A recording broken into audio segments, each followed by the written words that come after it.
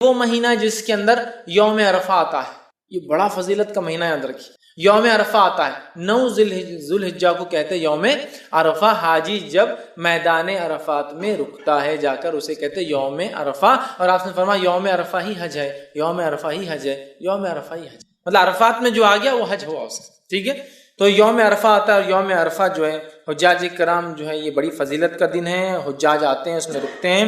صحیح مسلم کی روایت ہے، آپ فرماتے کہتے ہیں کوئی دن ایسا نہیں جس میں اللہ تعالیٰ یوم عرفہ سے زیادہ بندوں کو جہنم سے آزاد کرتا ہے، کوئی دن نہیں سال کا ایسا جس میں اللہ اتنے لوگوں کو کوانٹٹی میں جہنم سے آزاد کرتا ہے جتنا یوم عرفہ 9 ذو الحجہ کو لوگوں کو جہنم سے نجات دیتا ہے۔ اور کیوں نہ اتنے سارے حاجی ہیں اور لوگ اللہ سے دعا کر رہے ہیں، اور ساری دنیا میں جو ہے لوگ روزہ رکھ رہے ہیں اس دن سنت کے اوپر، ہم حاجی نہیں رکھیں گے یاد رکھیں، لیکن جو مقیم ہے جو اپنے گھر پر ہے وہ ضرور روزہ رکھے، تو اللہ تعالیٰ سنتا ہے۔ اور سب سے زیادہ اگر لوگ جہنم سے نجات پاتے ہیں کسی دن تو وہ عرفہ کا دن ہے، تو عرفہ کا دن اسی مہینے میں آتا ہے۔ ایک اور روایت جو شرح سنہ کے اندر آتی ہے اس میں الفاظ اس طرح سے کہ اس دن اللہ تعالیٰ آسمانی دنیا پر نازل ہوتا ہے اور فرشتوں کے سامنے اہل عرفات پر فخر کرتا ہے اور فرشتوں کو گواہ بناتا ہے کہ میں نے ان سب کو بخش دیا۔ اللہ تعالیٰ عرفہ کے دن انسانی آسمان پر نزول کرتا ہے اور فخر کرتا ہے فرشتوں کے سامنے، دیکھو میرے بندے کیسا جمع ہوئے، ٹھیک ہے، دیکھو میرے بندے کیسا جمع ہوئے۔ یہ وہی لوگ ہیں جن کے بارے میں جب میں نے ان کو بنانا چاہا تھا، ان کے باپ آدم کو، تو تم نے کہا تھا کہ ہم تو ہے تیری تکبیرات اور بڑائی بیان کرنے، تو دیکھو میرے بندے یہاں جمع ہیں اور میری تکبیرات بیان کر رہے ہیں، مجھ سے دعا کر رہے ہیں، مجھ سے جو ہے رحم کی بھیک مانگ رہے ہیں، مجھ سے اپنے گناہوں کی معافی چاہ رہے ہیں اور اپنا کچھ نہ کچھ بدلہ چاہ رہے ہیں، تو تم گواہ رہنا فرشتوں، میں نے ان تمام لوگوں کو جو عرفات کے اندر آئے ہیں میں نے سب کو معاف کر دیا، ٹھیک ہے۔ تو اللہ تعالیٰ فخر کرتا ہے اور بخش دیتا ہے حاجیوں کو۔ اسی طرح جو ہے جو مسلمان حج نہیں کر رہا ہے وہ عرفہ کے دن کیا کریں گا؟ روزہ رکھیں۔ یہ نبی اکرم صلی اللہ علیہ وسلم سنت ہے، یہ صحیح مسلم کی روایت، آپ نے فرمایا مجھے اللہ تعالیٰ سے امید ہے کہ اس دن کا روزہ رکھنا گزشتہ اور آئندہ 2 سال کے گناہوں کا کفارہ ہے۔ مطلب عرفہ کے دن کا روزہ جو گزر گیا اور جو آنے والا 1 سال ہے، مطلب 2 سال، جو ایک چلا گیا جو پاس اور جو فیوچر آنے والا ہے، 2 سال کے گناہوں کا کفارہ بن جاتا ہے۔ اب وہ 10 دن کے بارے میں ہم بات کرتے ہیں، عشرہ ذو الحجہ جس کو کہتے ہیں، مطلب فرسٹ 10 days آف ذو الحجہ، حج کے مہینے کے پہلے 10 دن، ان ایام کی بڑی فضیلت ہے، یاد رکھیں۔ پہلے ذو الحجہ سے لے کر یوم النحر، مطلب 1 تاریخ سے لے کر 10، اور 10 کے دن ہم کیا مناتے ہیں؟ عید مناتے ہیں، بقرعید جس کو کہتے ہیں عام زبان میں، ٹھیک ہے۔ تو یہ 10 دن کی فضیلت کیا ہے اس کی طرف ہم بڑھتے ہیں۔ تو ذو الحجہ کے پہلے 10 دن کی فضیلت کے تعلق سے نبی اکرم صلی اللہ علیہ وسلم فرماتے ہیں، صحیح بخاری کی روایت ہے، غور سے سنی فضیلت ان دنوں کی جس کو ہم بہت ایزی، بہت آسان اور بہت معمولی سمجھتے ہیں۔ حدیث کے الفاظ ہے ذو الحجہ کے ابتدائی 10 دنوں کے مقابلے میں دوسرے کوئی ایام ایسے نہیں جن میں نیک عمل اللہ کو ان دنوں سے زیادہ محبوب ہو۔ مطلب ذو الحجہ کی پہلی 10 تاریخ میں جو اعمال انسان کرتا ہے اللہ کو اتنے پسند ہے کہ اتنا پسند اللہ کو باقی دوسرے دنوں میں کیے گئے اعمال محبوب نہیں ہیں۔ صحابہ کرام نے عرض کیا اللہ کے رسول صلی اللہ علیہ وسلم کیا جہاد بھی نہیں؟ تو فرمایا اللہ کی راہ میں جہاد بھی افضل نہیں ہے۔ مطلب اتنا افضل ہے اس مہینے میں اعمال کرنا کہ ایک آدمی عام دنوں میں اگر جہاد بھی کرے تو ان دنوں میں کیے گئے اعمال کی برابری نہیں کر سکتا۔ تو آپ نے وہاں جہاد بھی نہیں سوائے اس مجاہد کے جو اللہ کی راہ میں نکلے، جان بھی لے جائے، مال بھی لے جائے، جان بھی چلی جائے، مال بھی چلی جائے، وہ زیادہ افضل ہے، باقی کوئی عمل افضل۔ مطلب ذو الحجہ کے پہلے 10 دن میں آپ جو عمل کریں گے وہ عمل جہاد سے بھی زیادہ افضل ہے۔ صرف اس مجاہد کے مقابلے میں ہمارا عمل کم ہوگا ان 10 دنوں کا جو مجاہد جان مال دونوں لے کے جائے اور کھپا دے، مطلب ختم ہو جائے، ورنہ باقی سارے اعمال ان دنوں میں افضل ہے۔ تو گویا پتہ چلا ان دنوں میں کیے گئے اعمال سب سے افضل ہے، یاد رکھیں سب سے افضل ہے۔ تو اب جب پتہ چل گیا سب سے افضل ہے تو ہمیں خوب کوشش کرنا چاہیے۔ اور اس کے تعلق سے حافظ ابن حجر عسقلانی رحمہ اللہ لکھتے ہیں کیوں اللہ نے ان ایام کو سب سے افضل بنایا ہے، اور بڑی اچھی بات لکھتے ہیں، اور ایک حکمت، بڑی اچھی حکمت وہ لکھتے ہیں اور وہ فرماتے اور کہتے ہیں اللہ تعالیٰ نے عشرہ ذو الحجہ، پہلے ذو الحجہ کے پہلے 10 دنوں کو اس لیے فضیلت اور شان اور شوکت بخشی ہے، اس کا سبب یہ وہ لکھتے ہیں یہ وہ دن ہے جن میں ساری عبادتیں ایک ساتھ مل جاتی ہے، یہ وہ ایام ہے، یہ وہ مہینہ جس میں ساری عبادتیں مل جاتی ہے۔ توحید تو ہے، ایک مسلمان چلتا ہے، نماز، روزہ، صدقہ اور حج سب چیزیں ایک ساتھ آتی ہیں. اس کی اسپیشلٹی ایسا اور کوئی مہینہ نہیں ہے سال کا جس میں ساری عبادتیں ایک ساتھ آئے. آپ بولیں گے روزہ کہاں سے آ گیا؟ میں آگے آ رہا ہوں. روزے اس دن نفل روزہ رکھ سکتے ہیں آپ ان 10 دنوں کے اندر، آگے میں رکھوں گا. چونکہ ساری عبادتیں وہ کہتے ہیں ایک ساتھ مل جا رہی، سب سے افضل اعمال ہے، تو ظاہر سے صدقہ بھی سب سے افضل اسی مہینے کا ہے. تو وہ کہتے ہیں چونکہ سارے اعمال ایک ساتھ مل جا رہے ہیں، توحید تو ہے ہی، نماز ہو جا رہی ہے، روز انسان پڑھتا ہے، روزہ بھی ان ایام کے اندر ہے. پہلے تاریخ سے لے کر 9 تاریخ تک روزہ رکھنا یہ سنت ہے، اور اللہ کے رسول ہمیشہ رکھتے تھے ہر سال یہ روزے. فرسٹ 9 روزے ذوالحجہ کے، پہلے 9 دن کے روزے، 10ویں دن تو عید ہے، ٹھیک ہے، رکھتے تھے.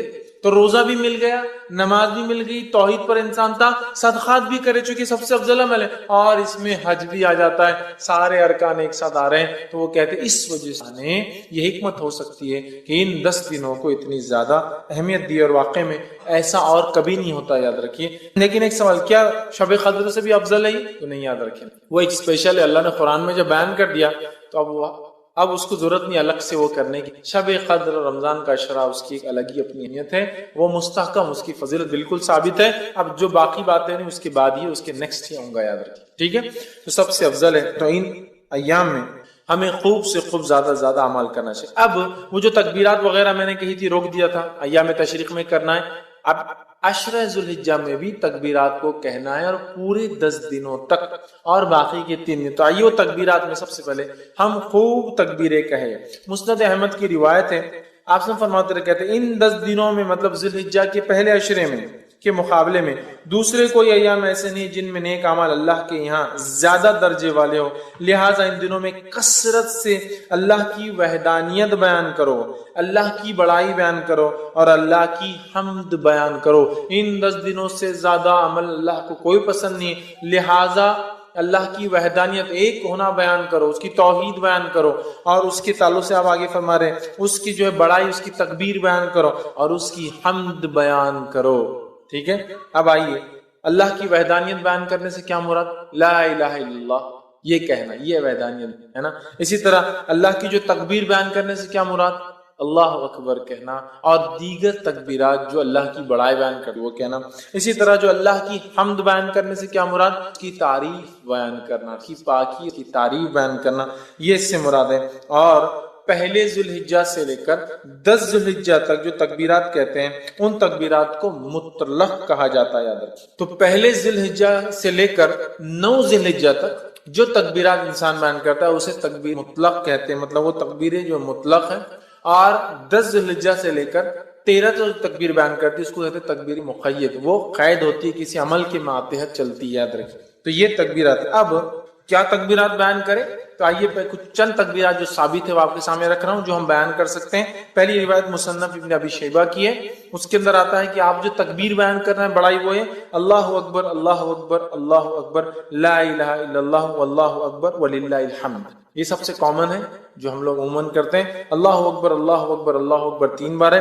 لا الہ الا اللہ نہیں کوئی معبود سوا اللہ، اللہ بڑا ہے اللہ بڑا ہے اللہ بڑا ہے، نہیں ہے کوئی معبود سوا اللہ کے، واللہ اکبر اور اللہ بڑا ہے، وللہ الحمد اور ساری تعریف اللہ کے لیے. تکبیر اور اللہ کی حمد دونوں ایک ساتھ، یہ سب سے مشہور اور معروف ہے، یہ آپ پڑھ سکتے ہیں. دوسرا جو پڑھ سکتے جو ثابت ہے وہ یہ ہے الفاظ اللہ اکبر کبیرہ. ٹھیک، اللہ اکبر کبیرہ والحمدللہ کثیرہ وسبحان اللہ بکرۃ واصیلا. دوسرا آپ یہ کر سکتے ہیں اللہ اکبر کبیرہ والحمدللہ کثیرہ وسبحان اللہ بکرۃ واصیلا، یہ آپ دوسرا کر سکتے ہیں. تیسرا آپ جو کر سکتے ہیں اللہ اکبر اللہ اکبر اللہ اکبر کبیرہ، اللہ اکبر اللہ بڑا اور اللہ سب سے بڑا ہے، یہ بھی ثابت اللہ اکبر اللہ اکبر کبیرہ. ٹھیک ہے. اس کے علاوہ جو ثابت ہے فتح الباری میں جو روایت آتی ہے اس میں یہ ہے اللہ اکبر اللہ اکبر کبیرہ اللہ اکبر، یہ الفاظ بھی جو ہے آپ ادا کر سکتے ہیں. اس کے علاوہ ایک اور جو الفاظ ثابت ہے وہ یہ ہے سبحان اللہ والحمد للہ لا الہ الا اللہ واللہ اکبر وللہ الحمد. یہ تمام تسبیحات آپ کثرت سے ان ایام میں پہلے سے لے کر 13 تک کثرت سے بیان کر سکتے ہیں. صحابہ کا ان ایام میں کیا معمول تھا جو میں نے رکھا تھا نا کہ تکبیرات آپ نہیں پڑھتے، وجوہات، شرم آتی، فلاں، صحابہ کا کیا معمول تھا. آئیے امام بخاری نقل کرتے ہیں کہ عبداللہ ابن عمر رضی اللہ عنہما اور ابو ہریرہ رضی اللہ عنہ، یہ دونوں صحابی جو ہے ان 10 دنوں کے اندر بازار کی طرف جاتے اور بازار میں جاتے اور اتنے زور سے تکبیر کہتے ہیں کہ لوگ بھی ان کی تکبیرات کو سن کر وہ بھی تکبیر کہتے ہیں. اب اگر ہمارے دور میں کوئی تکبیر بولتا گیا تو وہ ایک تو پاگل ڈکلیئر ہو جائیں گے، ایکسٹرا آرڈنری، حد سے زیادہ کہے کو دکھاوا کر رہے بھیا تم، یہ کرنا والی چیز. اگر یہ دکھاوا ہوتی تو صحابی کبھی نہیں کرتے. یہ کرنے والے اعمال تو یا تو وہ ہو جائیں گا یا تو پھر اللہ کا ولی ڈکلیئر ہو کے عام لوگوں سے بڑا ہو جائے گا، اللہ کا ولی بھائی ہم نہیں کر سکتے. نیکسٹ آگے یہ ہو جائیں گا معاملہ. صحابہ نکلتے تھے اتنی زور سے بولتے تھے کہ سننے والے غفلت میں ہیں، بازار میں لوگ مارکیٹ میں بھول گئے، یار یاد آ گیا ذوالحجہ چالو ہے اور اس کے بولو تکبیرات بیان، تو اتنی زور سے بیان کرتے ہیں کہ لوگ ان کی تکبیرات سن کر تکبیر بیان کرتے. عبداللہ بن عمر رضی اللہ عنہ کے تعلق سے آتا کہ مینا میں اپنے خیمے میں، مطلب حج کے لیے جاتے، مینا میں اپنے خیمے میں اتنی زور سے تکبیر بولتے کہ آواز مسجد میں چلی جاتی تو مسجد والے تکبیر بولتے، مسجد والے تکبیر بولتے تو آواز بازار میں چلی جاتی تو بازار والے تکبیر بولتے. اور چنانچہ روایت میں آتا ہے کہ مینا تکبیرات سے گونج اٹھتا تھا. بخاری کے لیے مطلب وہ یہاں بولتے تو مسجد والے سن لیتے، مسجد والے بولتے تو بازار والے سن لیتے، بازار والے بولتے تو اتنی زور سے آواز ہوتی کہ پورا مینا آواز سے گونجتا تھا. لوگ تکبیرات لوگ بیان کرے جیسے حج میں ہوتا ہے نا، تو یہ حج میں تو کرنا ہی ہے، بازار میں بھی کرتے تھے. مطلب یہ حج کو نہیں کہتے شروعات میں، بازار میں بھی کرتے چلتے. تو ہمیں خوب تکبیرات اس مہینے بالخصوص 1 سے لے کر 10 اور 10 سے لے کر 13 تک بیان کرنا ہے. تو اسے پتا چلا کہ ہمیں چلتے تھے بیٹھتے میں تکبیرات باواز بلند زور سے بیان کرنا ہے.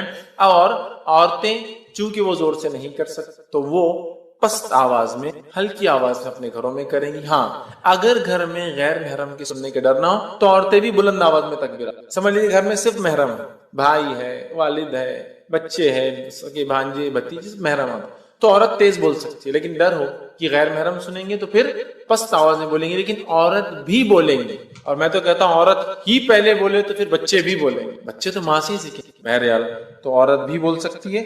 ٹھیک ہے. اسی طرح جو ہے تکبیرات کے علاوہ ان ایام میں ہمیں کیا کرنا ہے؟ تو ان ایام میں ہمیں روزے رکھنا ہے. کون سے؟ عشرہ ذوالحجہ، پہلے ذوالحجہ کی پہلے عشرے کی بات چل رہی ہے ہماری. اس میں کیا کرنا ہے؟ تکبیرات کے علاوہ روزے رکھنا ہے. نبی اکرم صلی اللہ علیہ وسلم کے تعلق سے آتا ہے، صحیح مسلم کی روایت ہے، مجھے اللہ تعالیٰ سے امید ہے کہ اس دن کا روزہ 9 ذوالحجہ 1 سال پچھلے اور 1 سال اگلے گناہ کا کفارہ بنے گا. تو 9 ذوالحجہ کو تو رکھنا ہے. یہ غیر حاجی کے لیے، حاجی نہیں رکھیں گا. اس کے علاوہ ان مہینے کے اندر جو روزے آپ رکھیں گے اس میں ایک روزہ جو مشہور اور معروف ہے وہ یہ ہے، جس کے تعلق سے روایت اس طرح سے آتی ہے، سنن ابو داؤد کی روایت ہے کہ آپ سے ان کی زوجہ مبارک جو ہے ایک زوجہ فرماتی اور کہتی ہے کہ نبی اکرم صلی اللہ علیہ وسلم جو ہے ذوالحجہ مطلب 9 ذوالحجہ کا روزہ، اس کے جو ہے یوم عاشورہ کا روزہ، ہر ماہ کے 3 روزے، اور ایک روایت میں ذوالحجہ کے پہلے 9 روزے، 9 ذوالحجہ عرفے کا روزہ، اور جو ہے 10 محرم کا روزہ، اور ایام 20 مہینے کے 3 روزے کبھی نہیں چھوڑتے. اور ایک روایت میں الفاظ ہے آپ صلی اللہ علیہ وسلم پہلے 9 روزے ذوالحجہ کے پہلے مطلب پہلے عشرے کے پہلے 9 دن کے روزے اور 10 محرم کا روزہ، اور اسی طرح ایام 20 مہینے کے 3 دن 13 14 اور 15 یہ روزے کبھی نہیں چھوڑتے. تو اس روایت میں 9 روزوں کے تذکرہ ہے، پہلے 9 روزے. تو پتہ چلا اس مہینے میں روزے بھی رکھنا چاہیے. مسند احمد کی روایت ہے، آپ نے فرمایا کہ تعلق سے آتا ہے، فرمایا آپ صلی اللہ علیہ وسلم کبھی 4 کام نہیں چھوڑتے: عاشورے کا روزہ، عشرہ ذوالحجہ کے 9 روزے مطلب پہلے عشرے کے 9 جو ہے دن کے جو ہے فاسٹنگ روزے، اور مہینے کے 3 روزے آپ صلی اللہ علیہ وسلم، اور فجر کی 2 سنتیں. 4 عمل کبھی نہیں. اس میں بھی کیا آ گیا؟ 9 روزے آپ صلی اللہ علیہ وسلم کبھی نہیں چھوڑتے تھے. تو عشرہ ذوالحجہ میں روزہ بھی رکھیے، تکبیرات، روزہ، 9 روزے رکھ سکتے ہیں. 9 نہ بھی ہو پائے تو کم از کم 1 تو ضرور رکھیے، عرفے کے دن کا روزہ. ٹھیک ہے، یہ بھی جو ہے اس میں عمل کرنا ہے. اس کے علاوہ کیونکہ اس مہینے میں کیے گئے سارے اعمال افضل ہے، لہذا نفل نماز کا خوب اہتمام کرے. نفل نماز کے فائدے جو آتے ہیں صحیح مسلم کی روایت میں اس طرح سے آتے ہیں: اللہ تعالیٰ کے لیے اپنے سجدوں کو لازم کر لو، بے شک جب بندہ سجدہ کرتا ہے تو اللہ سبحانہ تعالیٰ کہ اللہ جو ہے سجدے کے ذریعے اپنی طرف تیرا 1 درجہ بلند کرتا ہے، اور اس سجدے کے ذریعے تیرا 1 گناہ مٹا دیتا ہے، اور یہ سال کے ہر وقت ہو سکتا ہے. تو لہٰذا یہ نفل نماز کے فضائل ہے.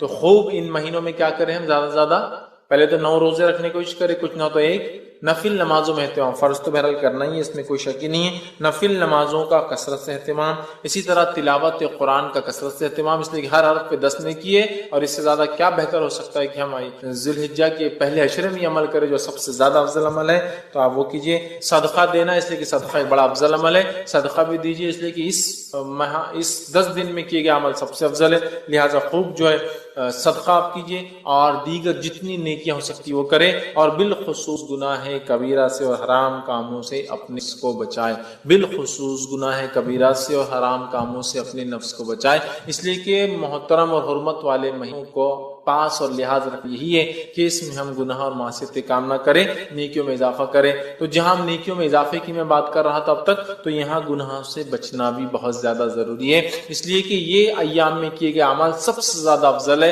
لہٰذا خوب نیکی کا ہم اہتمام کریں اور خوب اپنے نفس کو گناہوں سے بچائے، وہ چاہے ذی الحجہ کا مہینہ ہو یا دیگر اور 3 مہینے، مطلب ٹوٹل 4 مہینے حرمت والے، ان چاروں مہینے کا احترام کرے، حرمت کا پاس و لحاظ رکھے، گناہ اور معصیت سے اجتناب کرے، بالخصوص کبائر سے اپنے آپ کو بچائے، اسی طرح نیکیوں میں اپنے آپ کو آگے بڑھانے کی ہم جو ہے خوب سے خوب جو ہے کوشش کرے، اور بالخصوص وہ اعمال جو اعمال ہمیں بتائے گئے ان ایام میں کرنے کے، ان اعمال کو ہم جو ہے کثرت سے کرنے کی کوشش کرے، زیادہ سے زیادہ نیکی کرے، اور زیادہ سے زیادہ گناہوں سے اپنے نفس کو اپنے آپ کو بچانے کی کوشش کرے۔ اب آئیے آخر بچن کلمات کہ ان ایام میں جو مخصوص دن ہیں ان کے کچھ نام آپ کے سامنے رکھ دیتا ہوں تاکہ بات سے واضح ہو جائے۔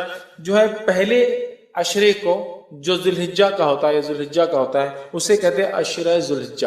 تو عشرہ ذی الحجہ، عشرہ کا معنی 10 ہوتا ہے، تو عشرہ ذی الحجہ بولے تو بعد کے 10 دن یا آخر کے 10 دن نہیں یاد رکھے، جب بھی روایت میں آئیں گا عشرہ ذی الحجہ تو معنی ہے پہلے 10 دن، فرسٹ 10 days، ٹھیک ہے۔ اس کے علاوہ دوسرا جو ہے یوم الضحیٰ، یہ جو ہے عید الاضحیٰ کے دن کو کہتے ہیں یوم الضحیٰ۔ اسی طرح جو ہے ایک اور دن ایام معلومات، جو ہم نے ابھی دیکھا قرآن کی آیت میں جو ہے جو سورہ حج کی آیت میں 27 میں، وہ ہے 10، 11، 12 اور 13، یہ ایام معلومات ہیں، ان کو ایام معلومات بھی کہا جاتا ہے۔ ایام معلومات مطلب 10 ذی الحجہ، 11 ذی الحجہ، 12 اور 13 ذی الحجہ۔ اسی طرح ایام تشریق 11 ذی الحجہ، 12 ذی الحجہ اور 13 ذی الحجہ کو کہا جاتا ہے۔ اسی طرح یوم عرفہ 9 ذی الحجہ کو یوم عرفہ کہا جاتا ہے۔ اسی طرح یوم النہر 10 ذی الحجہ کو، عید کے دن، یوم النہر مطلب قربانی کا دن، خون بہانے کا دن، تو یوم النہر 10 ذی الحجہ کو کہا جاتا ہے، عید کے دن کو کہا جاتا ہے۔ اسی طرح جو ہے یوم الترویہ کہا جاتا ہے 8 ذی الحجہ کو، جب جو ہے حاجی جو ہے مینا میں جو قیام کرنے آتے ہیں، اور یہ بات جو ہے سنن ابو داؤد میں آتی ہے، تو اس کو یوم الترویہ کہتے ہیں، جو 8 ذی الحجہ ہوتے ہیں۔ تو یہ چند نام ہیں۔ اسی طرح جو ہے لیلۃ الحسبہ کہتا ہے، ایام تشریق کے بعد جو ایک رات آتی 14 کی، اس کو لیلۃ الحسبہ کہتے ہیں۔ تو یہ چند نام تھے جو ان دن میں ایام تشریق، یوم النہر، عید الاضحیٰ، اور اس طرح سے ہم لوگ سنتے ہیں عام طور سے۔ تو یہ وہ چند چیزیں تھیں جو میں نے بہتر سمجھی کہ آپ کے سامنے۔ اس کے بہت سارے فضائل اللہ کی کتاب میں اور نبی اکرم صلی اللہ علیہ وسلم نے احادیث کے اندر اس کے فضائل بتائے ہیں۔ انشاءاللہ عزیز ان فضائل میں سے میں آج انشاءاللہ آپ کے سامنے چند جو ہے فضائل رکھنے کی کوشش کروں گا۔ سب سے پہلی چیز تو یہ کہ سارے ہی دن اللہ کی طرف سے، سارے مہینے اللہ کی طرف سے، ساری گھڑیاں جو اللہ نے بنائی وہ اللہ کی طرف سے، اس میں ایسی کوئی دو رائے نہیں ہے کہ کچھ گھڑیاں اللہ نے بنائی اور وہ مخصوص ہے، ٹھیک ہے۔ یہ الگ بات ہے کہ اللہ رب العزت نے کچھ گھڑیوں کو اپنے فضل سے مخصوص کر دیا، تو سارے ہی دن اللہ کی طرف سے، سارے مہینے اللہ کی طرف سے، ساری گھڑیاں اللہ کی طرف سے، اور سب کے سب اچھے ہیں، یاد رکھیں۔ ساروں میں اللہ کی عبادت ہو سکتی ہے، تمام کے اندر اللہ کی معصیت گناہ سے رکنا ہے، تمام میں نیک کام کرنے کا شریعت اور اسلام ہمیں حکم دیتا ہے، یہ بات اپنی جگہ ہے، لیکن یہ اللہ کی طرف سے اس کا ایک فضل ہے کہ اس نے کچھ گھڑیوں کو، کچھ دنوں کو اور کچھ مہینوں کو اپنے فضل سے، عبادت کے اعتبار سے ان کی اہمیت بیان کر دی۔ تو یہ بات واضح ہونا چاہیے کہ ایسا نہ ہو کہ جب ہم محترم مہینوں کی بات کریں، جو ہے حرمت والے مہینوں کی بات کریں، تو آپ سمجھے کہ بس جتنے حرمت والے وہی اہمیت کے حامل ہے، باقی میں آپ جو چاہے کریے، معصیت، فسق، فجور، ایسا نہیں ہے۔ چونکہ ساری گھڑیاں، سارے دن، ساری راتیں، سارے دن اور جو ہے سارے مہینے اللہ کی طرف سے، لیکن اللہ رب العزت اپنے فضل سے، اپنے جود اور کرم سے جس گھڑی کو، جس وقت کو، جس مہینے کو بہتر سمجھتا ہے اس کو کچھ فضیلت عطا فرما دیتا ہے، اور اس فضیلت کی وجہ کچھ نہ کچھ عبادت ہوتی ہے اس کی، جو اس گھڑی میں وہ خاص کر دیتا ہے، ٹھیک ہے۔ تو اسی طرح اللہ رب العزت نے 4 مہینوں کو حرمت والا بنایا ہے. جس طرح سے ہفتے میں دن کے اعتبار سے جمعے کو جو ہے خاص اہمیت دی گئی، اسی طرح گھڑیوں میں، وقت میں، دعا کی قبولیت کے اعتبار سے رات کے آخری پہر، تہجد کے وقت یا سحر کے وقت کو اہمیت حاصل ہے کہ اللہ رب العزت پہلے آسمان پہ نزول کرتا ہے. تو یہ گھڑی کی اہمیت ہوئی، یہ جمعہ دن کی اہمیت ہوئی. اسی طرح ایک مہینے بھی کچھ اللہ رب العزت نے منتخب کی، اور اللہ رب العزت نے اس کچھ فضائل، کچھ باتیں ایسی بتائی ہے جن باتوں کی وجہ سے یہ مہینہ محترم ہو جاتا ہے. یاد رکھیے، وہ مہینہ محترم ہو جاتا ہے. یاد رکھیے، ٹھیک ہے. تو اللہ رب العزت نے قرآن میں سورہ جو ہے توبہ، سورہ نمبر 9 آیت نمبر 36 میں جو میں نے آپ کے سامنے تلاوت کی خطبے کے بعد، اللہ نے فرمایا ان عدت الشہور عند اللہ 12 شہرا فی کتاب اللہ، کہ اللہ فرماتا ہے کہ اللہ کے نزدیک مہینوں کی گنتی 12 ہے. تو اللہ کے نزدیک منتھس کی کوانٹٹی 12 ہے.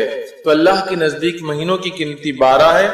اللہ کی کتاب میں جس میں بیان کر دیا.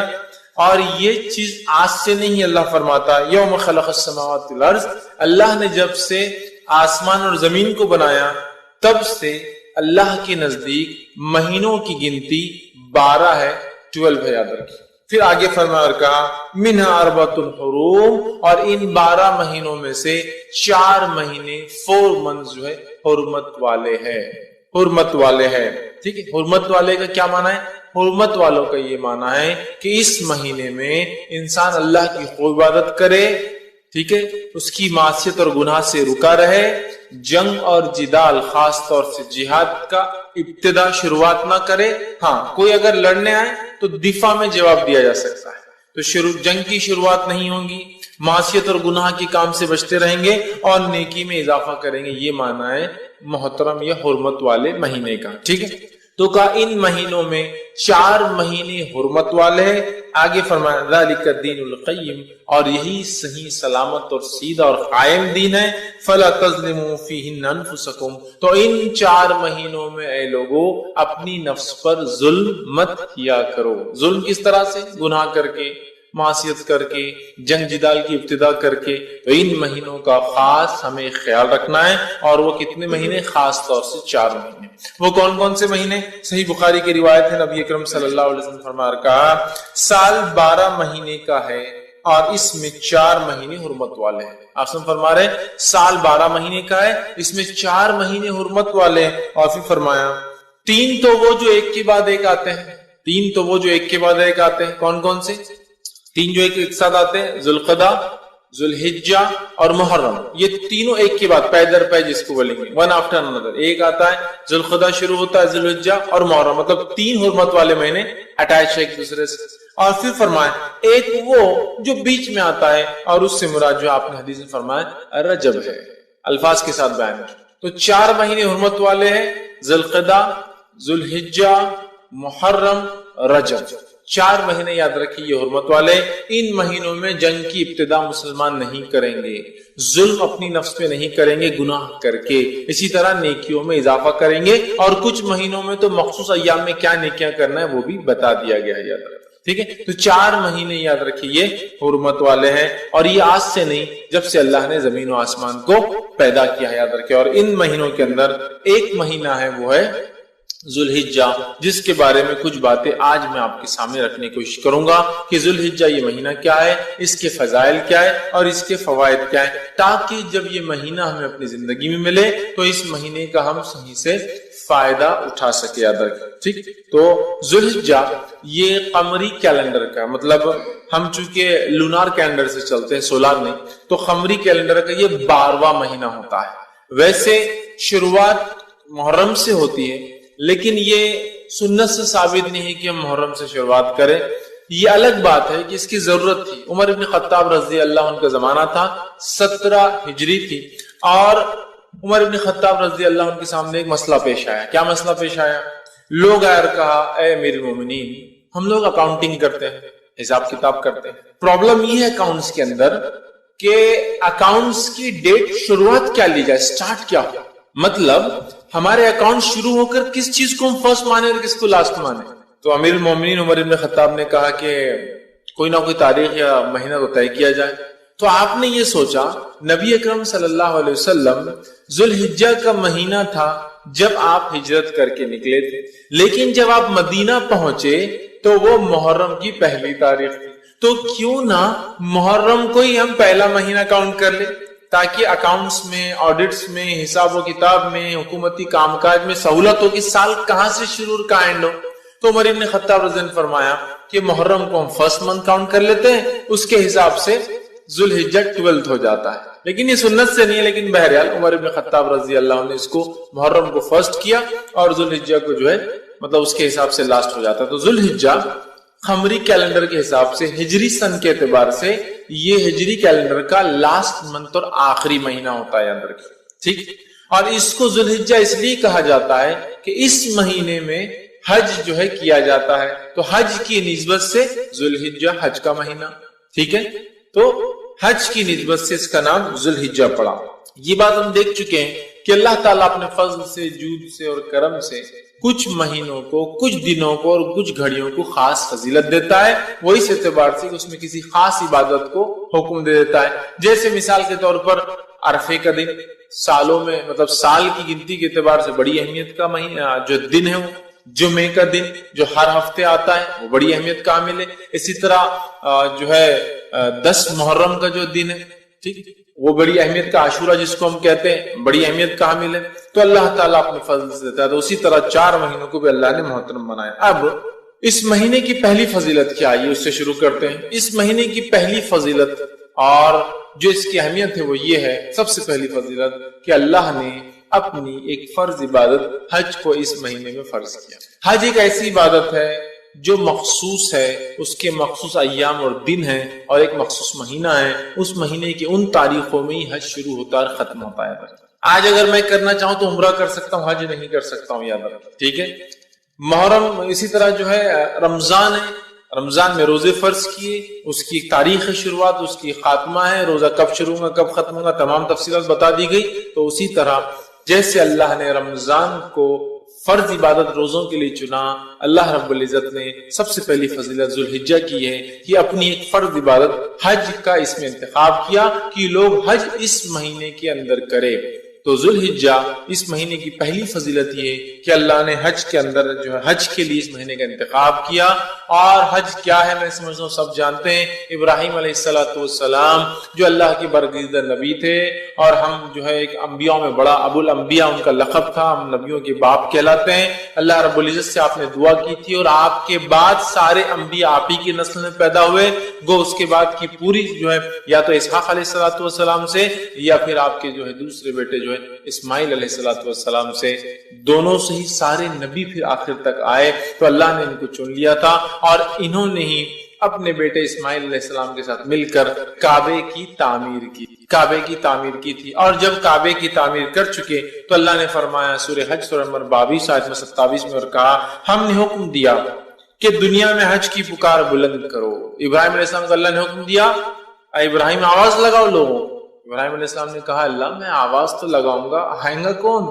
مکہ آج سے 5-7 ہزار سال پہلے کی بات ہو رہی ہے، جو بے آباد ایک بستی ہے اور پہاڑی علاقہ ہے، وہاں کچھ اگتا بھی نہیں، نہ سبزی اگتی ہے، نہ پیڑ اگتے ہیں، نہ جھاڑ لگتے ہیں، کہ آواز دو۔ ابراہیم علیہ السلام کو تعجب ہوا کہ آواز تو دیں گے لیکن آئیں گا کون، سنیں گا کون؟ لیکن اللہ رب العزت نے کہا ابراہیم آواز دینا تمہارا کام ہے، پہنچانا یہ ہمارا کام ہے آواز۔ اور ابراہیم علیہ السلام نے آواز دی جو اللہ نے حکم دیا، ہم نے حکم دیا کہ دنیا میں حج کی پکار بلند کر دو، لوگ تمہاری طرف دوڑتے ہوئے چلے آئیں گے، لوگ تمہارے دوڑتے چلے آئیں گے، ان میں وہ لوگ ہوں گے جو پیدل چل کر آئیں گے اور وہ بھی ہوں گے جو مختلف قسم کی سواریوں پر اپنے مقام سے نکل کر بیت اللہ کے حج کے لیے آئیں گے۔ ابراہیم علیہ السلام نے آواز دی اور اسی آواز کا نتیجہ یہ ہے کہ تب سے لے کر آج تک جوق در جوق انسانیت ہزاروں سال سے ذوالحجہ کے مہینے میں ہر سال وہاں پہنچ جاتی ہے ابراہیم علیہ السلام کی آواز پر لبیک کہتے ہوئے، لبیک اللہم لبیک۔ تو ابراہیم علیہ السلام کو اللہ نے حکم دیا تھا آواز دو لوگوں کو، اور لوگ آ رہے ہیں جوق در جوق یہ آواز لگاتے ہوئے کہ اے اللہ جو ابراہیم کے ذریعے تو نے آواز لگوائی کہ تیرے گھر کا طواف ہو، حج ہو تو لبیک اللہم لبیک، اے اللہ ہم حاضر ہے، اے اللہ ہم حاضر ہے، ہم پریزنٹ ہے اس چیز کے لیے، ہم نے اس پکار کا جواب دیا اور ہم یہاں موجود ہے تیرے گھر کے حج کے لیے، طواف کے لیے، سعی کے لیے اور دیگر ارکان۔ تو یہ سب سے بڑی فضیلت اس مہینے کی ہے کہ اللہ رب العزت نے اس مہینے کو چنا اور اپنی فرض و حج کے لیے چنا، اور ابراہیم علیہ السلام اور آپ کے خاندان کا کتنا گہرا تعلق حج سے میں سمجھتا ہوں بتانے کی ضرورت نہیں، چاہے زمزم کے نکلنے کا معاملہ ہو تو اسماعیل علیہ السلام اس کی وجہ بنے، اسی طرح جو ہے سعی جو صفا مروہ کے بیچ میں ہم جاتے ہیں جو کہ رکن ہے، اس کے بغیر حج نہیں ہوتا، عمرہ نہیں ہوتا، وہ آپ کی جو ہے بیوی حاجرہ علیہ السلام کی وہ دوڑ تھی جو آپ نے جو ہے اپنے بیٹے کی خاطر، جو کہ اللہ کے حکم کی خاطر ابراہیم علیہ السلام چھوڑ گئے تھے، وہ ہے، چاہے پھر وہ حج کے بعد جو ہے قربانی کرنے کا معاملہ ہو، اسماعیل علیہ السلام اور ابراہیم علیہ السلام ہے، تو گویا اس خاندان کو اللہ نے چن لیا، اور جو جو کام ابراہیم علیہ السلام نے کیا اللہ چاہتا ہے کہ وہی کام ہم بھی کریں، اسی طرح کی قربانیاں، اسی طرح کا عمل۔ تو یہ سب سے پہلی فضل اس مہینے کی ہے کہ اللہ رب العزت نے اپنی فرض عبادت حج کے لیے اس مہینے کا انتخاب کیا، تو ہمیں چاہیے جس کے پاس استطاعت ہو، سفر کرنے کی صحت ہو، تو وہ ضرور حج کرے اس مہینے کے اندر۔ یہ تھی اس مہینے کی پہلی فضیلت۔ اسی طرح جو ہے ذوالحجہ مہینے کی دوسری جو اہم فضیلت ہے وہ یہ ہے کہ اللہ رب العزت نے اس مہینے کو حرمت والا مہینہ بنایا ہے۔ حرمت والا مہینہ کیا معنی ہے میں تفصیلات رکھ چکا ہوں۔ حرمت کا معنی یہ ہے کہ اس مہینے میں جنگ اور جدال، لڑائی نہیں کی جائیں گی، ٹھیک، ہاں کوئی لڑنے آئے تو دفاع، جوابی کاروائی کی جا سکتی، لیکن سٹارٹ کرنا، جواب دینا یا شروعات کرنا منع ہے۔ اس مہینے میں معصیت اور گناہ اور کبائر سے بچنا چاہیے اور زیادہ سے زیادہ نیکیوں میں اضافہ کرنا چاہیے، یہ معنی ہے حرمت والا۔ حرمت کا ہوتا محترم، جیسا مسجد حرام کہتے ہیں، مطلب محترم، یا حرام کا معنی ہوتا ہے وہ چیزیں جو عام جگہ پہ حلال ہے یہاں لیکن وہ حرام ہے، ٹھیک ہے۔ عام جگہ پہ آپ جھاڑ وغیرہ توڑ سکتے ہیں، جب آپ حج کو جائیں گے تو حرم کے اس میں آپ جھاڑ نہیں توڑ سکتے ہیں نا۔ تو گویا جو چیزیں باہر کی جا سکتی ہے، ابھی جو حج کے لیے جب جائیں گا آدمی تو وہاں اس مقام پہ نہیں کر سکتا، اسے حرمت والا کہتے ہیں، محترم یا حرام چیز۔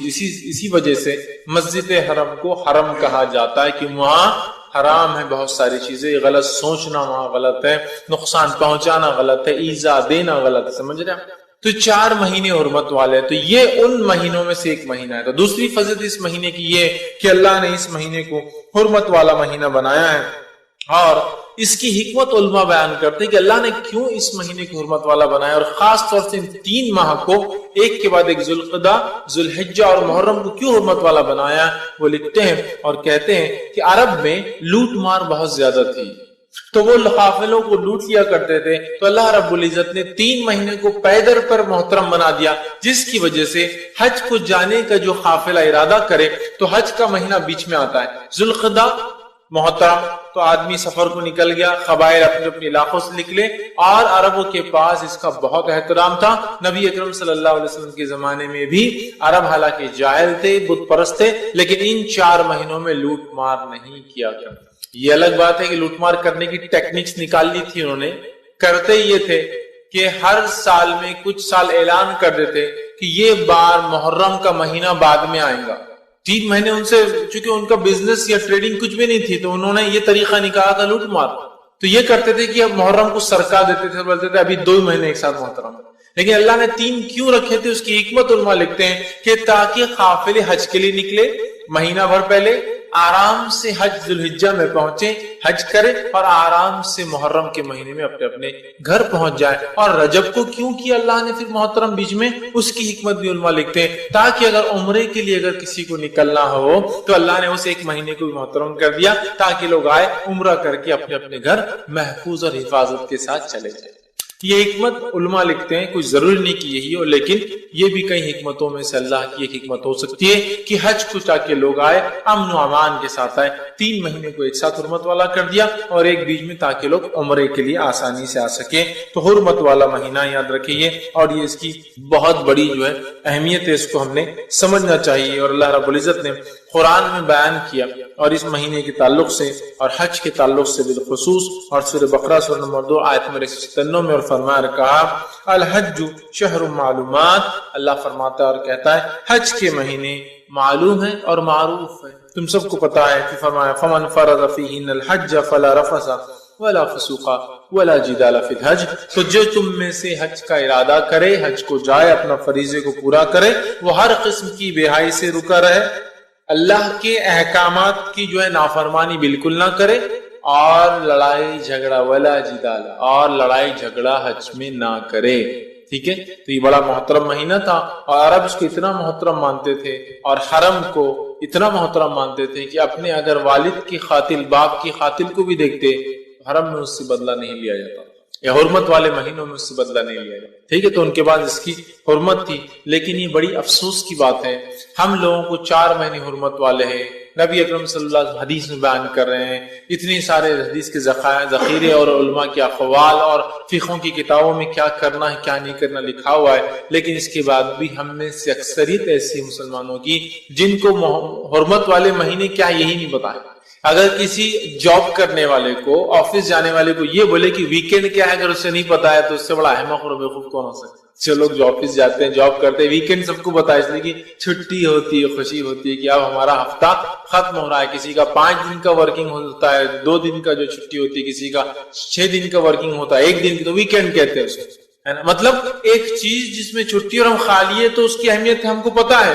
ٹھیک ہے، تو اسی طرح حرمت والے مہینوں کے بارے میں بھی تو پتا ہونا چاہیے۔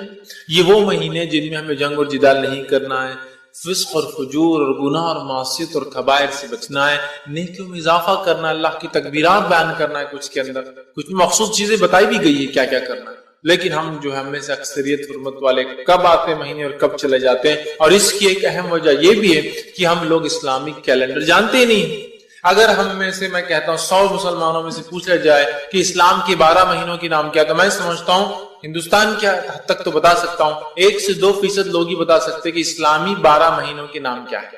1 سے 2% لوگ، مطلب 100 میں سے 2 لوگ بتا پائیں گے، باقی کو وہ سب پورے پتہ نہیں گڑبڑ، اردو مکس اس میں، اور پتہ نہیں فارسی نام اس میں مکس، اور پتہ نہیں کیا کیا، اگر تھوڑے بہت یاد بھی ہے تو پتہ نہیں وہ عجیب و غریب انداز، مطلب وہ نام نہیں ہے جو اسلامی نام ہے یا جو اسلامی کیلنڈر میں یوز ہوتے ہیں۔ ٹھیک ہے، تو ہمیں چاہیے اس جو قمری کیلنڈر ہوتا ہے، جو چاند سے چلتا ہے، جو اسلامک کیلنڈر ہے، ہجری کیلنڈر جس کو کہتے ہیں، کم از کم ان 12 مہینوں کے نام ضرور یاد کرے، تاکہ یہ حرمت والے مہینے گزرے تو یاد آئے، ارے یہ حرمت والا ہے، ایٹ لیسٹ کلک تو ہوتا ہے نا کہیں نہ، ارے محرم آیا مطلب حرمت والا آ گیا، ارے ذوالحجہ آ گیا، ارے حرمت والا آ گیا، ارے ذوالقعدہ آ گیا، ارے جو حرمت والا آ گیا، ارے رجب آ گیا حرمت، تو ایٹ لیسٹ نام یاد ہوں گے تو ریپیٹ ہوں گا، تو نام ہی نہیں پتا تو اب وہ حرمت والے اور غیر حرمت والے کا کیا اس میں مطلب اصطلاح فرق کیسے کریں گے بتائیے؟ شناختی نہیں ہوں گی کوئی چیز کی تو آپ اوائڈ کیسے کریں گے، یا پھر اس میں کیا کرنا ہے کیسے معلوم کریں گے؟ تو ضرور آپ خود اور اپنے بچوں کو ضرور اسلامی کیلنڈر کے 12 مہینے کون سے یاد کریں۔ بہت آسان ہے، 5 منٹ بیٹھنا پڑے گا، لے کر 5 منٹس بیٹھنا پڑے گا، محرم اور جو صفر، ربیع الاول، ربیع الثانی، جمادی، 5 منٹ بیٹھنا ہے اور آپ کو پورے یاد ہو جائیں گے باہر۔ یہ الگ بات ہے کہ ہم یوز نہیں کرتے تو ترتیب بہت جلدی نہیں بول سکتے، جیسے ہم جنوری، فروری، مارچ، اپریل، مئی، جون، جولائی بول سکتے، چونکہ ہم ریپیٹیٹیولی اس کو بولتے ہیں، Monday, Sunday, Monday, Tuesday, Wednesday, لیکن یہ ریپیٹیٹیو نہیں بولتے ہم، لیکن پھر بھی یاد تو ہوں گے، سیکوینس یاد ہوگا، ٹھیک ہے، رک رک کر بولیں گے لیکن یاد کیجیے ضرور، تاکہ جب وہ حرمت والے مہینے آئیں تو ہمیں پتہ چلے کہ یہ محترم مہینے اور اس میں ہمیں یہ اعمال کرنا یاد رکھے۔ تو اللہ نے فرمایا حج کے ایام معلوم، ٹھیک ہے، حج کے ایام معلوم، الحج شہر معلومات، کہ حج کے کیا دن ہیں یہ سب کو معلوم ہے، اس کا تم لوگوں کو اللہ نے فرمایا علم ہے، یاد رکھے۔ اسی طرح اس مہینے کی تیسری فضیلت، اہم فضیلت یہ ہے کہ اس مہینے میں اللہ نے جو 2 تہوار، جو 2 عیدیں ہمیں دی ہیں، جو 2 منانے کے فیسٹیولز دیے، وہ 2 میں سے ایک فیسٹیول آتا ہے جس کو عید الاضحیٰ، بقرعید، عید الاضحیٰ، یوم النحر اور بہت سارے ناموں سے بہرحال پکارا جاتا ہے، ٹھیک۔ تو یہ دوسرا تہوار ہمیں دیا گیا، ٹھیک۔ تو یہ مہینہ بڑی اہمیت کے اندر حامل ہے۔ ایک عید الفطر ہے جو 9ویں مہینے میں رمضان میں آتی ہے، اور ایک عید الاضحیٰ ہے جو 12ویں مہینے میں اس کی 10 تاریخ، ٹھیک ہے۔ تو ہمیں چاہیے کہ اس مہینے کا احترام کرے، اس لیے کہ اللہ نے اس کی فضیلت یہ ہے کہ اس میں ایک عید کو مقرر کر دیا، اور جو ہے ہم تمام لوگ جانتے ہیں، انس بن مالک رضی اللہ عنہ کی روایت ہے، وہ فرماتے اور کہتے ہیں، یہ سنن ابو داؤد کی روایت ہے، وہ کہتے ہیں جب نبی اکرم صلی اللہ علیہ وسلم مدینہ آئے تو مدینہ میں مدینے کے لوگ 2 دن تہوار مناتے. کیا کرتے تھے؟ کھیلتے تھے، کودتے تھے، ملاقاتیں کرتے تھے، کھلاتے اور پلاتے تھے. جب آپ صلی اللہ علیہ وسلم نے کہا کہ مدینے میں 2 دن کیا کرتے ہیں یہ لوگ مدینے کے، تو انس بن مالک رضی اللہ عنہ فرماتے ہیں کہ لوگوں نے کہا اللہ کے رسول یہ وہ 2 دن ہیں جس میں لوگ کھاتے اور پیتے ہیں، کھیلتے اور کودتے ہیں، مطلب انجوائے کرتے ہیں، فیسٹیول مناتے ہیں، خوشیاں مناتے ہیں، سیلیبریٹ کرتے ہیں، مناتے ہیں. تو آپ نے کہا اور فرمایا، حدیث کا الفاظ ہے، اللہ تعالیٰ نے تمہیں اس سے بہتر 2 دن عطا فرمائے ہیں. اللہ تعالیٰ نے مسلمانوں کو اس سے بہتر 2 دن عطا فرمائے ہیں. اور پھر فرما رکھا عید الفطر اور عید الاضحیٰ، 2 دن تمہیں ان سے بہتر دیے گئے جو مدینہ میں لوگ منا رہے تھے. تو گویا عید الفطر اور عید الاضحیٰ 2 فیسٹیول ہے، 2 سیلیبریشنز ہے، 2 ایسے دن ہیں جس کو منانا ہے، تہوار جس کو بولیں گے ہندی زبان منانا ہے. لیکن آج ہمارا کیا حال ہے؟ ڈپلیکیٹ تہوار اتنے آ گئے کہ اوریجنل جب آتا ہے سیلیبریشن کا دن تو ہم بور ہوتے ہیں، ہے نا. عید الفطر آ گئی تو اکثر کا تو یہ حال ہے کہ رات بھر جا کے دن بھر سوتے پڑے ہوئے. سیلیبریشن ہے، تہوار ہے، تہوار کہتے ہیں منانے کے دن کو. مدینے میں کیا کر رہے تھے صحابہ اسلام سے پہلے؟ 2 دن کھاتے تھے، پیتے تھے اور کھیلتے اور کودتے تھے اور تہوار مناتے تھے. مطلب وہ 2 دن انجوائمنٹ کے تھے، فل وہ لوگ ایک دوسرے کو انٹرٹین کرتے اور کھاتے اور پیتے تھے. آپ نے فرمایا تمہیں اللہ نے اس سے اچھے 2 دن دیے ہیں، اور وہ کیا ہے ریپلیسمنٹ وہ 2 دنوں کا؟ تمہیں عید الفطر اور عید الاضحیٰ دی گئی. اب عید الفطر تو سونے میں چلے گی، اور عید الاضحیٰ تو اکثر ہمارے نوجوان اتنا بور ہوتے یار، صبح اٹھو، جانور کاٹو، وہ گندگی اور فلاں، اور پتہ نہیں یار یہ نہیں آیا تو اچھا دن، بہت بور ہو جاتے آج کے. مطلب گویا جو منانا تھا وہ ہم نہیں منا رہے. یہ کیوں ہوتا ہے معلوم آپ کو؟ جب ڈپلیکیٹ چیزیں زیادہ ہو جاتی تو اوریجنل کی اہمیت ختم. کتنے تہوار ہم نے منتھلی اور مطلب ویکلی ایجاد کر لی، دیکھ لیجیے، جس کا نتیجہ یہ ہوا حقیقی تہوار آ تو گل. شب قدر وہ رات ہے جس کو جاگنا ہے، اور اللہ کے رسول صلی اللہ علیہ وسلم اور آپ کی ازواج کو آپ پورے 10 راتیں جگاتے. یہ ہے شب قدر. کرنا ہے، جاگنا ہے. آپ سے ثابت ہے کہ آپ انس بن مالک رضی اللہ عنہ کو بھیجتے، چونکہ آپ اعتکاف میں ہوتے، جاؤ میرے بیویوں کے گھر جاؤ، دستک دو اور سب کو اٹھو، آج قدر ہو سکتی، منانا ہے. اب ہم نے کیا کر لیا؟ 15 شعبان کو منا لیا، شب برات 120 سال کا ثواب پا لیا، حالانکہ موضوع روایت ہے. اور اس کے بعد اس سے پہلے منا لیا، کیا منا لیا؟ شب معراج، جس کو تو نہ سر ہے نہ پیر ہے اس کی بیچارے، نہ اس کا کوئی ثبوت، اور دونوں منا لیا.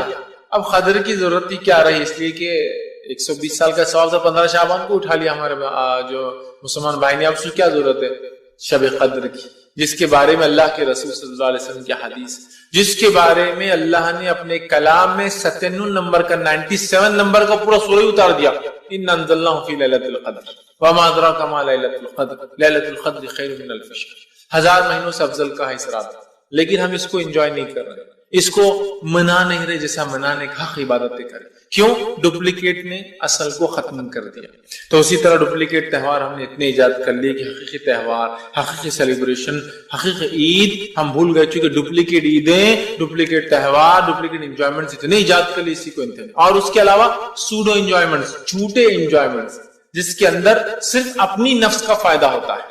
یہ حقیقی انجوائمنٹ ہے کیا؟ عیدین حقیقی انجوائمنٹ ہے، دونوں میں کچھ نہ کچھ دینا ہے انسانیت کے لیے. عید الفطر میں آپ فطرہ نکال رہے، عید الاضحیٰ میں آپ گوشت تقسیم کریں، انسانیت کو کچھ دے رہے ہیں، جبکہ باقی جتنے انجوائمنٹ میرے اور آپ کے سب صرف ایک پرٹیکولر گروپ کو فائدہ دیتے ہیں. ہم سب دوست مل کے کھا رہے ہیں. اگر آپ فقیر آ گئے تو ہکا لو یار اس کو، یہاں کھڑا ہو گیا، اس کے دیکھنے کی وجہ سے نظر لگ جائیں گے. دیا نہیں جا رہا اس کو، ایک لمیٹڈ گروپ میں ہے. لیکن یہ 2 تہوار ایسے جس میں ساری امت فائدہ اٹھاتی ہے، اور بلکہ امت سے بڑھ کر انسانیت بھی فائدہ اٹھاتی ہے. سمجھ رہے آپ؟ بہرحال آپ صلی اللہ علیہ وسلم فرمائیے ہے. اور ان 2 عیدوں کے علاوہ اسلام میں کوئی جشن، کوئی عید، کوئی تہوار، کوئی منانے کا ڈے نہیں ہے. اس بات کو آپ بالکل گرہ باندھ کے رکھ لے اپنے سے. ہوتا تھا نا پہلے لوگ یاد رکھنے کے لیے چیزیں دوپٹے پہ عورتیں جو ہے گرہ لگا دیتی تھی، یا لوگ دستیوں پہ لگا دیتے تاکہ یاد رہے کہ کچھ تو بھی کام کرنا ہے. گرہ لگا لیجیے کہ کوئی اور تہوار اور عید نہیں. ٹھیک ہے، آئیے اس سے آگے بڑھتے ہیں. یہ وہ مہینہ ہے، اس کی فضیلت ہے جس میں ہمارا دین مکمل ہوا. اللہ نے اس کا اعلان کیا. یہ وہ مہینہ ہے. نبی اکرم صلی اللہ علیہ وسلم پہ سورہ مائدہ کی آیت نمبر 3 کا ایک ٹکڑا اسی مہینے نازل ہوا جب آپ نے حجۃ الوداع میں خطبہ دیا صحابہ کو اور عرفے کا دن تھا. اور اس کے بعد اللہ کے رسول صلی اللہ علیہ وسلم اللہ حل بلغت، کیا میں نے تم تک پیغام پہنچا دیا؟ کیا میں نے تم تک اسلام پہنچا دیا؟ صحابہ نے مل کر کہا قالوا بلا نعم یا رسول اللہ، اے اللہ کے رسول صلی اللہ علیہ وسلم، ہاں آپ نے اس پیغام کو پہنچا دیا. نبی اکرم صلی اللہ علیہ وسلم حدیث میں آتا ہے اللہم اشہد، اپنی جو ہے شہادت انگلی آسمان کی طرف کرتی قصیدہ اللہم اشہد اللہم اشہد اللہم اشہد، اللہ تو گواہ رہنا میں نے پہنچا دیا، اللہ تو گواہ رہنا میں نے پہنچا دیا، اللہ تو گواہ رہنا میں نے پہنچا دیا. تو یہ دین مکمل ہوا. اور اللہ رب العزت نے پھر یہ آیت نازل کی اٹیسٹ کرنے کے لیے کہ ہاں یہ دین مکمل ہوا. الیوم اکملت لکم دینکم واتممت علیکم نعمتی ورضیت لکم الاسلام دینا، آج میں نے تمہارے لیے اپنا دین مکمل کر دیا. الیوم اکملت لکم دینکم واتممت علیکم نعمتی، اور میری نعمت اسلام کی شکل میں تم پر پوری کر دی. ورضیت لکم الاسلام دینا، اور جو میرے پاس یہ چیز لے کے آئیں گے جس کو اسلام کہتے ہیں، میں اس سے روز قیامت راضی ہو جاؤں گا.